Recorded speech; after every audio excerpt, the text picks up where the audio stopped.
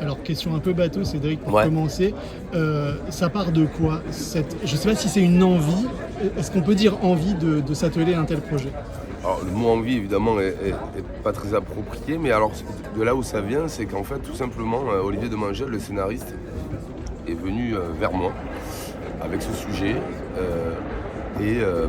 Au départ, j'étais un peu réticent, pour être tout à fait honnête, parce que le sujet est important, il est douloureux, et il doit être vraiment manié avec beaucoup de tact et d'intelligence.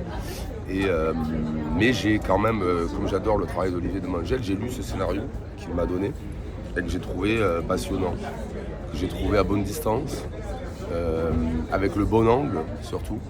Et en le lisant, je me suis dit, c'est pas possible de ne pas le faire. Je dois le faire en fait. C'est important que je le fasse même. Donc on s'est mis à travailler et on y est allé avec toute la responsabilité que ça représente, mais aussi la responsabilité, c'est pas forcément négatif, et on se dit que quand on peut, quand on a le choix et quand l'industrie le permet, et parce que je peux le faire et qu'on me donne la possibilité de le faire, je me suis dit je dois le faire en fait. C'est ça la responsabilité, c'est de le faire, c'est pas de pas le faire. Tu Voilà. parles du bon regard et de la bonne place aussi, parce que c'est toute une question de place sur Bien ce. sûr, bien sûr. Si jamais le scénario avait parlé de vraiment Ah, du je l'aurais moment. pas fait. Ouais. Non, je l'aurais pas fait. S'il avait eu la moindre reconstitution des attentats ou la moindre chose qui puisse me déranger, que j'aurais pensé déplacer, je l'aurais pas fait. J'étais même parti au départ pour plutôt pas le faire. C'est en lisant et en me rendant compte du travail extraordinaire qu'avait fait Olivier, de recherche, mais aussi de parti pris, de respect, d'humilité, de dignité, que je me suis dit je ne peux pas ne pas le faire. Justement, ce serait presque pire, ce serait presque irrespectueux que de ne pas me mettre au service de ça. Donc je me suis mis au service du projet. Est-ce qu'en préparant le film, c'est vrai que c'est le boulot du scénariste pour le coup de rechercher, de recouper les éléments, mais toi en termes de mise en scène, tu as aussi fait un travail de recherche pour être au plus proche. Et du coup, comment ça s'est passé toute cette étape? Alors c'est un peu particulier parce que la sous-direction antiterroriste est un service assez secret. Pour des raisons assez évidentes en fait, tout est secret défense, ce sont des instructions très lourdes et très sensibles. Donc moi ce que je me suis attelé à faire avec eux, parce qu'ils ont travaillé à nos côtés, c'est de recréer leur façon de travailler, vraiment, leur fonctionnement interne, comment ils vivaient les choses, quel type de policiers ils sont. Et particulièrement sur cet événement où ils m'ont parlé une fois, je me rappelle très bien de ce terme, et j'ai voulu le recréer, d'effet de tunnel. Donc pendant 5 jours, ils sont rentrés dans un tunnel, ils ne sont pas rentrés chez eux, ils ont à peine dormi. Et tant que l'affaire n'était pas terminée, en tout cas tant que les terroristes étaient toujours en fuite, ils n'ont fait que travailler, ils restaient très concentrés sur leur tâche.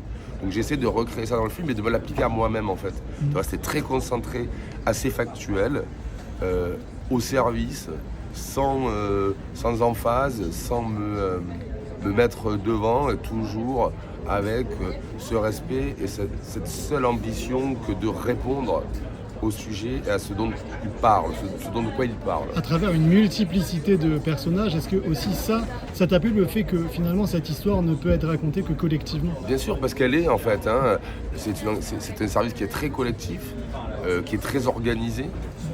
Donc cette organisation aussi, le collectif est lié à cette organisation et c'est vraiment très important chez eux, le collectif.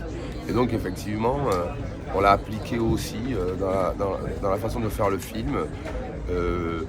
Il y a Jean, on a ri une fois en disant ça faisait bien longtemps que tu n'avais pas eu 20 jours sur 60 sur un tournage. Tout le monde s'est vraiment mis au diapason, au service du collectif, au service du film, au service de l'enquête. Et c'est l'enquête la star du film, c'est le sujet la star du film. Aucun de nous tous ne devait passer avant ça. Mmh. Pardon? Ah, c'est la dernière question déjà. Vas-y. Ok, attends, ça m'a fait complètement oublier ce que je voulais te demander. Attends, je l'avais noté, en plus c'est une question importante. Vas-y. Oui, voilà, bien évidemment. Tout le monde se souvient de ce qu'il faisait le 13 novembre. Ouais. Qu'est-ce que tu faisais? Je tournais à HHH en Hongrie, figure-toi. Moi j'étais à Budapest le jour du 13 novembre, c'était en tournage pour HHHH. Et je me rappelle très bien parce que ma fille était à Paris et elle habite tout près des bars et du Bataclan. Donc j'ai eu... c'était horrible, j'ai pas réussi à l'avoir au téléphone pendant les 20 plus longues minutes de ma vie, je crois.